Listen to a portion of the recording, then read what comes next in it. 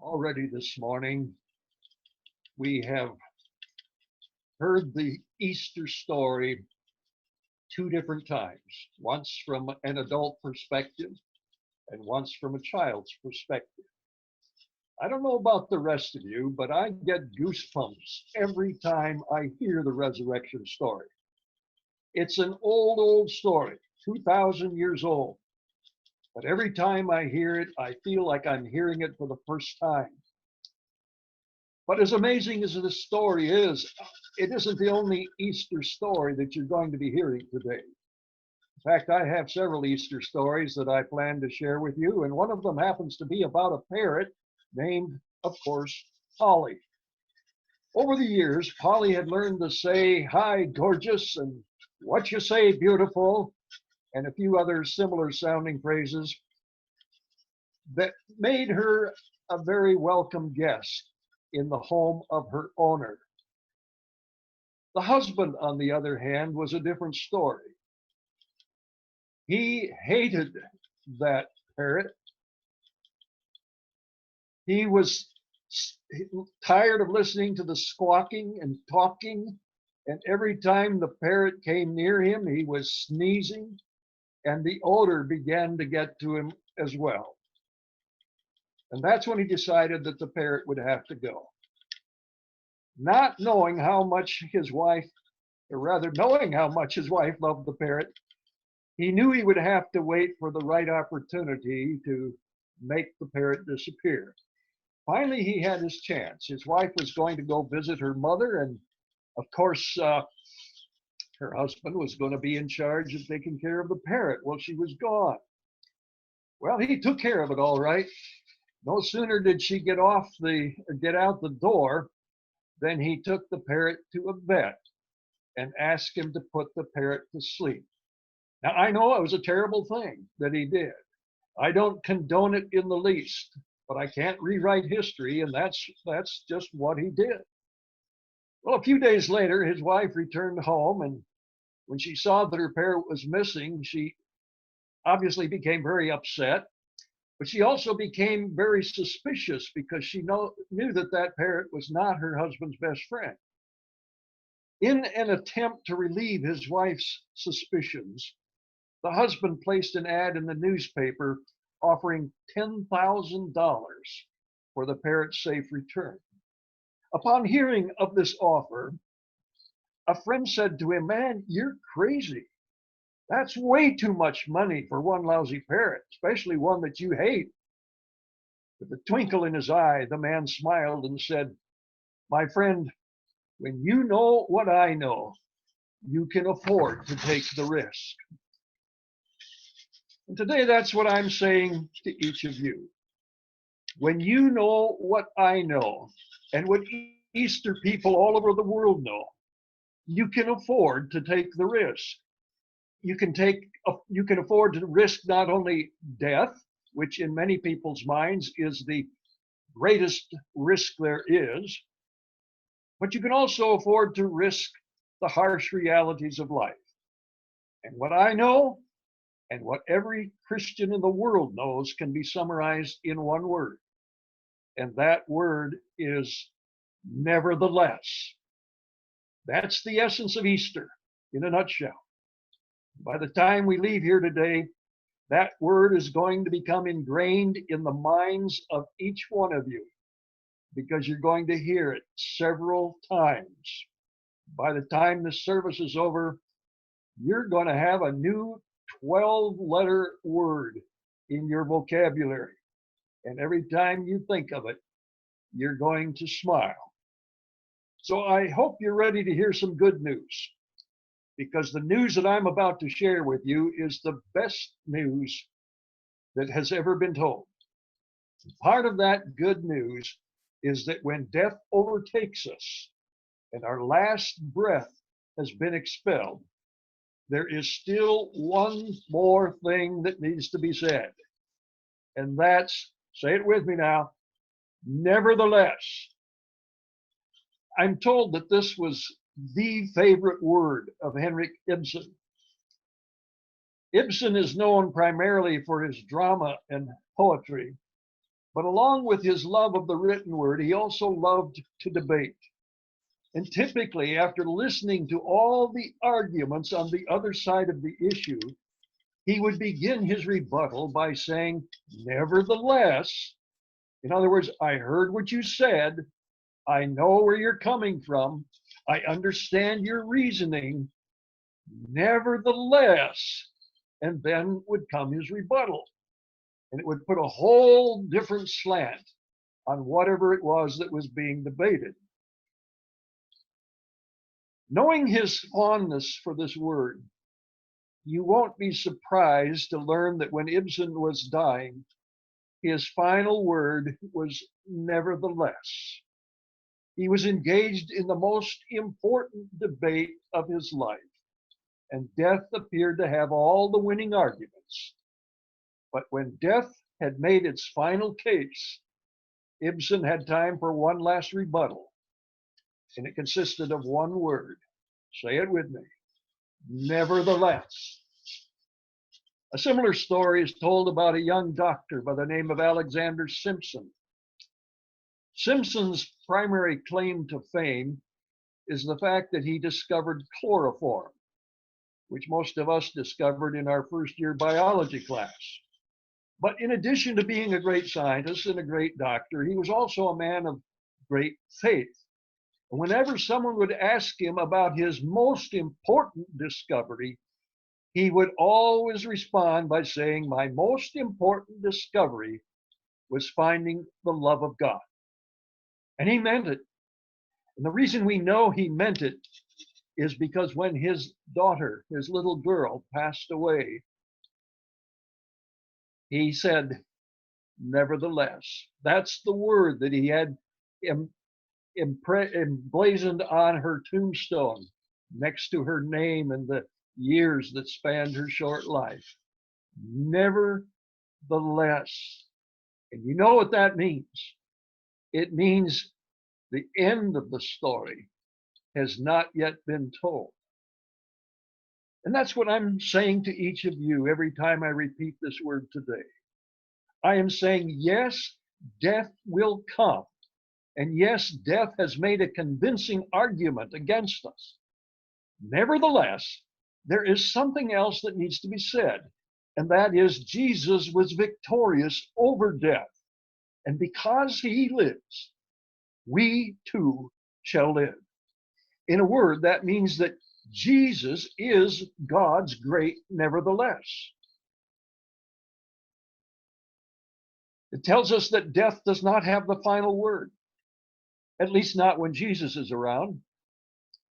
And I know because I've tried in vain to find one of Jesus' funeral sermons, and I can't find one anywhere. Every time Jesus attended a funeral, it turned into a celebration because people couldn't stay dead in his presence. One day, a man by the name of Jairus came to Jesus and said, my 12-year-old daughter has just died, but come and lay your hands on her and she will live. Jesus went to the man's house, and when they arrived, the funeral was already in progress. Jesus told the mourners, why are you weeping? The girl is not dead. She is just asleep. And everyone scoffed at him because they knew full well that she was dead. They had seen the coroner's report. But what they failed to realize is that death, as far as Jesus is concerned, is just a temporary or transitory condition. And as such, it is best symbolized by sleep. It's a rest from suffering, but it is by no means the end of life. And this, as if to prove his point, Jesus went in and took the girl by the hand and said, get up. And the girl arose. She couldn't stay dead, not even asleep, in the presence of Jesus. Nor could Lazarus, even though it had been 4 days since he had stopped breathing. 4 days since his body had been placed in the tomb. It didn't matter that his condition was fatal, because with Jesus, fatal is never final. No matter how long we've been dead, Jesus is still the resurrection and the life. And that's how he was able to stand outside the door of his friend's tomb and cry, Lazarus, come out, and know that Jesus would do exactly that. In fact, if Jesus or if Jesus had not used Lazarus's name, if he had just said, come out, without naming Lazarus specifically, there's no telling what might have happened. He might have emptied the whole cemetery. The Bible tells us that the hour is coming when all who are in their graves will hear his voice and come out. And Paul underscored that by saying the Lord will come down from heaven with a commanding shout. And the Christians who have died will rise from their graves. And if that's true, there's only one word that needs to be said when death overtakes us. And that word is nevertheless. It would probably be the shortest funeral sermon ever preached, but it would be enough. And speaking of funerals, whoever planned Winston Churchill's funeral must have been a believer, because what took place at his memorial service was a perfect example of the Easter attitude toward death. Unknown to the people in the pews, buglers had been positioned high in the dome of St. Paul's Cathedral. At the end of the service, the sound of taps could be heard throughout the cathedral, signifying that the day is done. And of course, for most funerals, that would be it. That would be the end of the service. Day is over. Time to go to sleep. But in this case, as soon as the first bugler had finished playing taps, the bugler on the other side of the dome began to play reveille. It's time to get up. It's time to get up. It's time to get up in the morning. That was Churchill's testimony to everyone who had come to pay their respects. He was reminding them that thanks to Easter, death does not have the final word. He was telling them that at the end of history, the last note to be sounded will not be taps, but rather reveille. In short, he was shouting out from his grave saying, nevertheless. And that's why we're celebrating today, even though death has not made his final exit. But I know you didn't come here this morning just to listen to someone reminisce about Jesus' victory over death, as important as that is. You came because you also want to know what Easter has to say about life. And that's what we're going to talk about next. And you don't even have to learn a new word for this part of the message, because the same word that applies to death also applies to life. That word is, say it with me, nevertheless. When life overwhelms us, Jesus always has one more thing to say, and that's nevertheless. As we all know, life can be very frustrating at times, and sometimes it gets downright painful. We think that because someone is a Christian, he or she should be exempt from all these hurts and trials and tribulations. But God never promised that, did he? Not even to his closest friends. What he said was, you will weep and mourn, and you will have pain, but your pain will be turned into joy. Now that's just another way of saying, yes, troubles will come. Yes, we're going to feel overwhelmed at times. Nevertheless, that's not how the story ends. Thanks to Easter, your frustration is going to be turned into celebration. Your pain is going to be turned into joy. Your shattered dreams are going to be turned into unending fulfillment. And of course, nobody illustrates this better than the Apostle Paul. In his second letter to the Christians in Corinth, he writes, I have been put in jail. I have been whipped times without number. 5 different times the Jews gave me their terrible 39 lashes. 3 times I was beaten with rods. Once I was stoned. 3 times I was shipwrecked. Once I was in the open sea all night and the whole next day. I've been in danger from flooded rivers and robbers. I have faced grave dangers from mobs in the cities and from death in the deserts and on the stormy seas. I have lived with weariness and pain and sleepless nights. Often I've been hungry and thirsty and have gone without food. And often I have shivered with cold, and it goes on and on. I mean, you have to admit, this guy's pain resume is impressive. And I hope that doesn't describe anything like what you've experienced this past week. But even if it does, you have to remember that the same word applies to you, nevertheless. Actually, Paul's resume of pain reminds me of a bricklayer, a British bricklayer, who wrote to his employer asking for a leave of absence. Here's what he said. When I got to the top of the building that you asked me to inspect, I found that some bricks had been knocked off the top. So I rigged up a beam with a pulley at the top of the building and hoisted up a couple barrels full of bricks. When I had fixed the building, there were a lot of bricks left over. So I hoisted the barrel back up again and secured the line at the bottom, and then went back up and filled the barrel with extra bricks.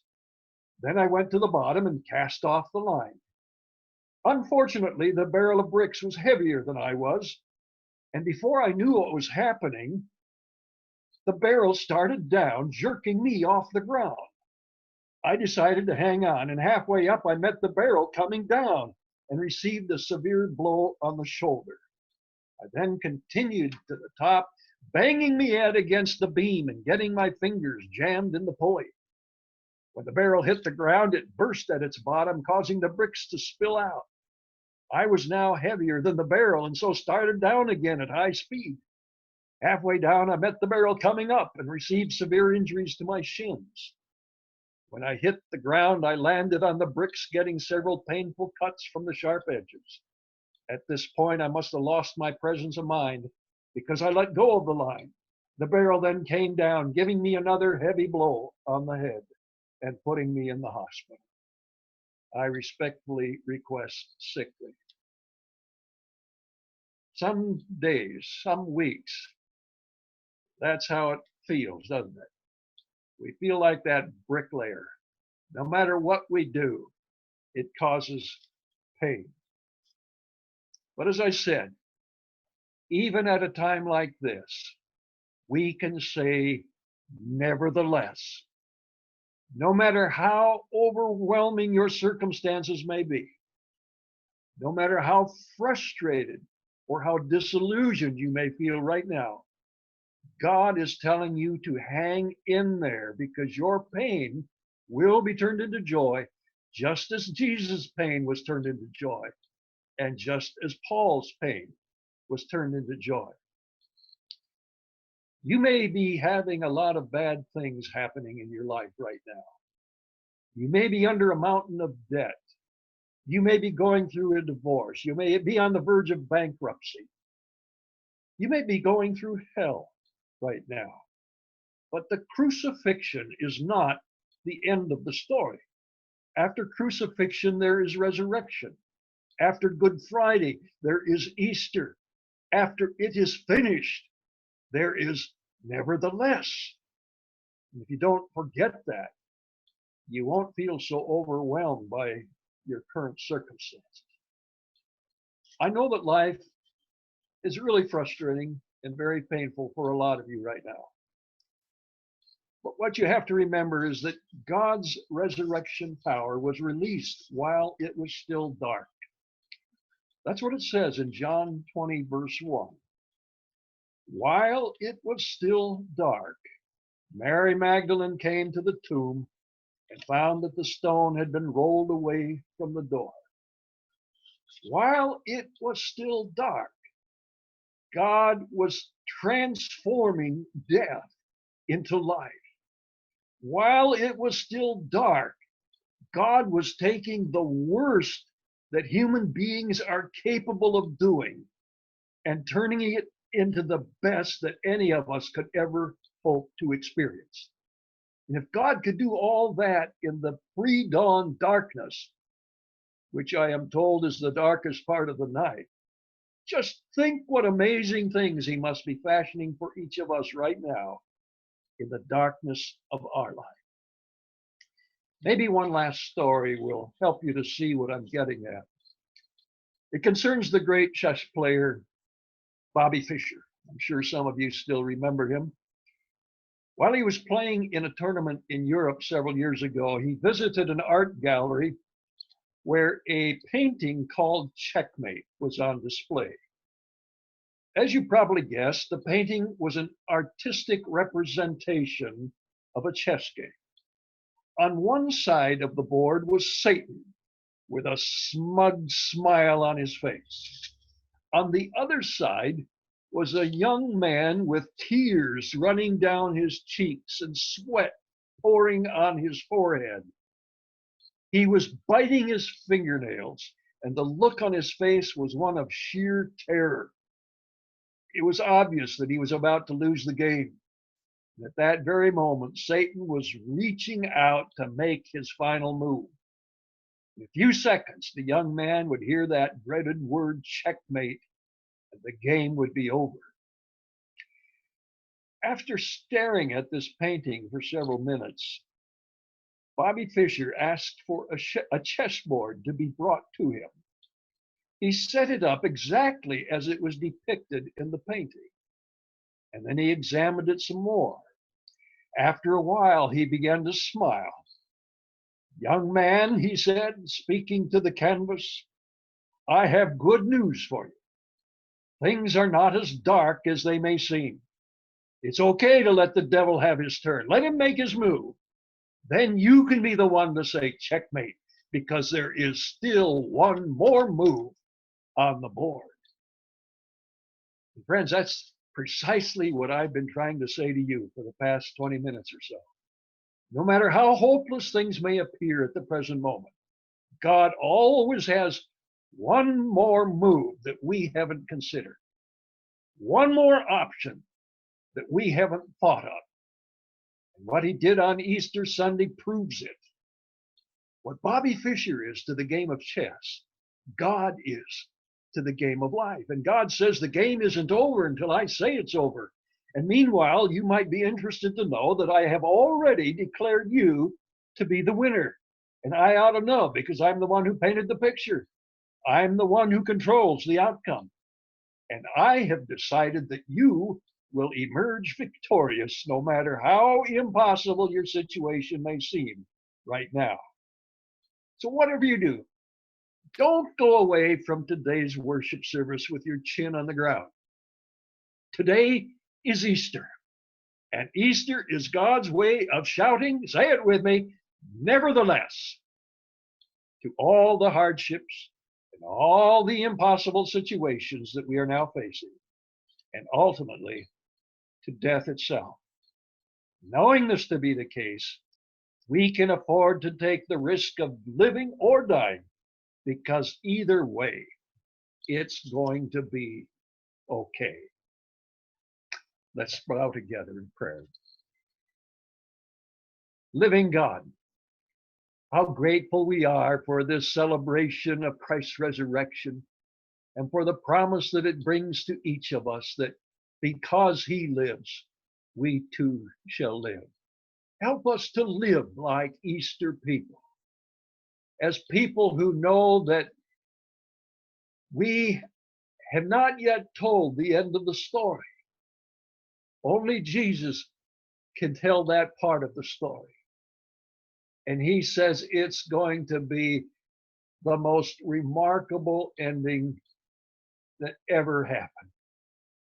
We thank you so much for this time of celebration together. And even though we are apart physically, that we can be together in spirit, rejoicing together and celebrating the resurrection as one body in Christ. This we pray in his name. Amen.